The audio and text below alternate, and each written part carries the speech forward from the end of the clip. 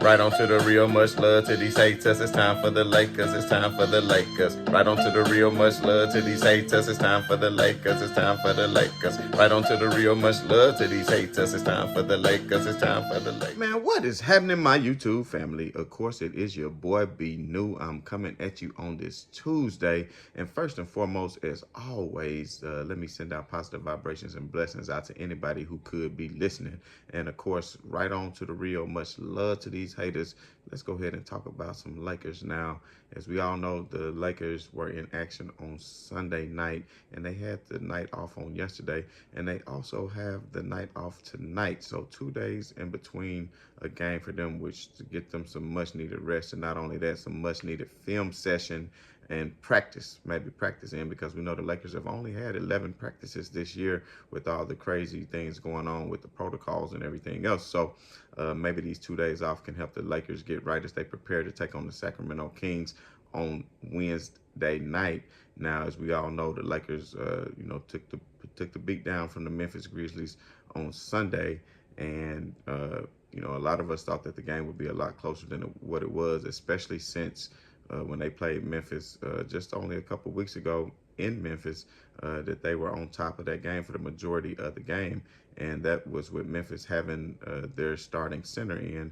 But of course, we all know Vogel elected to go small ball and play small, which was of a detriment to them, although LeBron was scoring.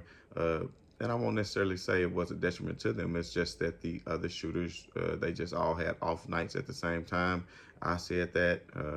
Then if you go back and watch any of the pressers from the coaches and players, they said the same thing as well. So they were in agreement with the way that I saw the game, because not to take anything away from the Memphis Grizzlies, Malik Monk had open shots. Avery Bradley had open shots.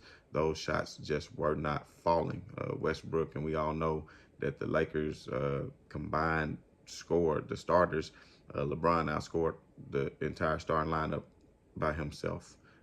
I think the starters only combined for 22 points, and LeBron had 35. And that is not going to be a recipe for success. I still have faith that the Lakers, with their bench, if THT and Trevor Ariza and Malik Monk, and as well as Wayne Ellington, if he can step up and start making threes and doing the things that he was brought in to do, then the Lakers will be just fine. And I also think that they can get better on the defensive end. Of course, once Anthony Davis comes back, that's going to step their defensive presence up a big notch. And we all saw, and as you can see here, let me see if I can get a clip right here. I don't know if many people saw this the other night of Anthony Davis actually taking part in the shoot around prior to the Memphis game. Of course, he did have that brace on, and we all know Anthony Davis was injured on, I want to say December the 18th, and they said that they would wait a full 4 weeks, which would be next week sometime, would be January the 18th, before they release any kind of update. So let's just hope that after next week they can give an update and say that Anthony Davis would be expected to be back sooner rather than later. Of course, the Lakers do not want to rush him back, considering his injury history, and of course they're going to need him going down the stretch after All-Star break and leading into the playoffs, because it is not going to get any easier for the Lakers. Now, they will have these 2 days off until they take on Sacramento on Wednesday night, and then Saturday they'll be taking on Denver at home, and we all know Denver, they've been inking out some close victories lately, but they put together a string of wins that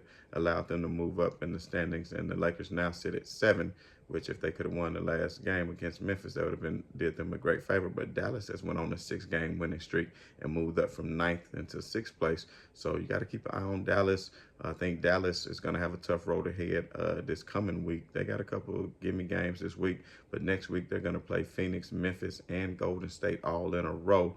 So we'll be keeping a close eye on Dallas as well. And then you saw Minnesota has creeped in into the ranking at number 8, but they got some tough games ahead of them as well. And speaking of tough games, the Lakers are definitely going to have some tough games because after Sacramento and they take on Denver, then they'll have to go to Utah and take on the Utah Jazz as well as the Pacers. But then they're going to have a pretty tough road as far as finishing out the month of January, because they're going to go on that East Coast road swing where they'll take on Orlando, which I expect them to have a victory.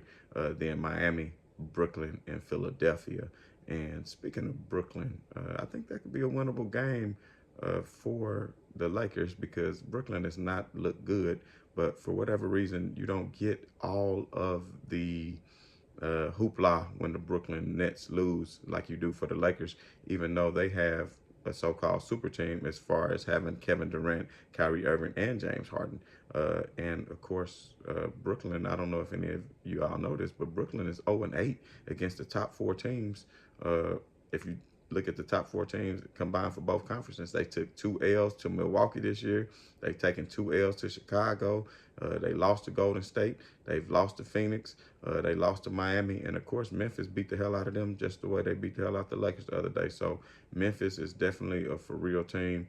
You know, and speaking of Memphis, Memphis will be taking on the Golden State Warriors tonight, which I feel is going to be a very marquee matchup as far as especially Clay has come back now, and that means Jordan Poole coming off the bench is going to be big for them. So you're looking at a starting lineup of Andrew Wiggins, Draymond Green, Klay Thompson, Steph Curry, and of course Looney. But at the end of the day, even though the Grizzlies will be without Adams, if they can play the small ball like they played the other day and get into a run and gun with the Golden State Warriors, I think they can play anyway.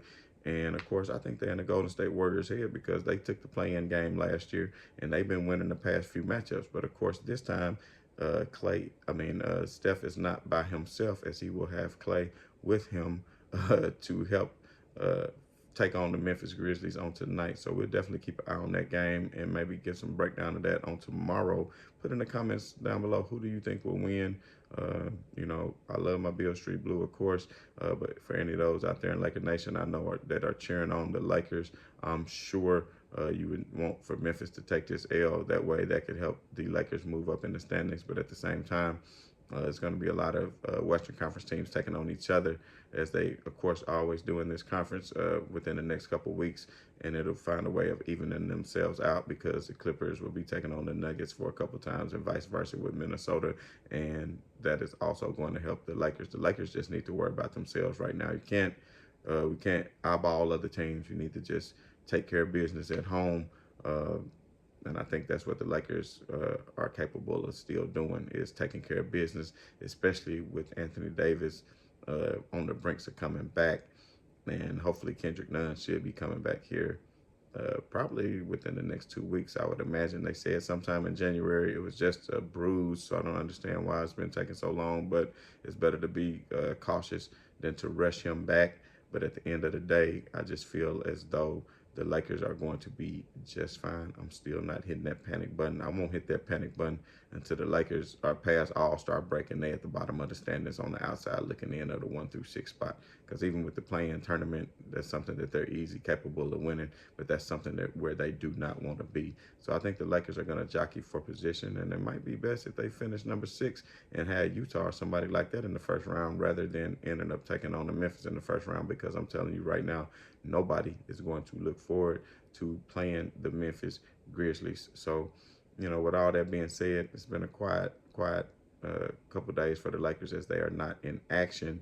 And it's, of course, on the trade front, everything is quiet as well. So, of course, I did say the other day, I did report, as we all know, that Avery Bradley and Austin Reeves did get the guaranteed contracts, so they cannot be waived for the rest of the season. So the Lakers staff and organization had faith in them in order to ink them to some contracts. Stanley Johnson, however, still has not been inked. He's on another second stint of a 10-day contract. So who knows, the Lakers, you know, if he doesn't pick up his performance, who knows, the Lakers may decide, well, hey, he was being a good wing defender, but maybe we can find somebody else and put together with a trade package, because you never know what they might have in store, because as we all know, the Los Angeles Lakers are all about winning, and if they can package together THT, maybe DeAndre Jordan, and a way down the road future draft pick, because they don't have many right now, to get back maybe a Miles Turner or a Sabonis, then that would be something that they need, because they need depth in the front court. I think they're good to go on wings, especially with the emergence of a Malik Monk, who I think they need to sign. Hopefully they can get him on a mid-level exception during the offseason and end up inking him to a long-term deal the following year. But who knows? LeBron James, I'm expecting him to keep doing what he's doing tomorrow night against Sacramento. Of course, all the games against Sacramento have been close, and we know what happened on last game. So the Lakers did end up going big because they saw, well, you know, they went small at first, but when Lynn came into the game, they end up going big.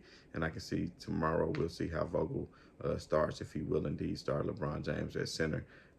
Maybe not, especially after what happened on Sunday night against Memphis. But as always, man, good talking to everybody about the Lakers and, of course, all the news and notes around the NBA. So if you haven't done so already, like, subscribe, hit that bell, share, and, you know, as always, right on to the real. Much love to these haters. I'm out.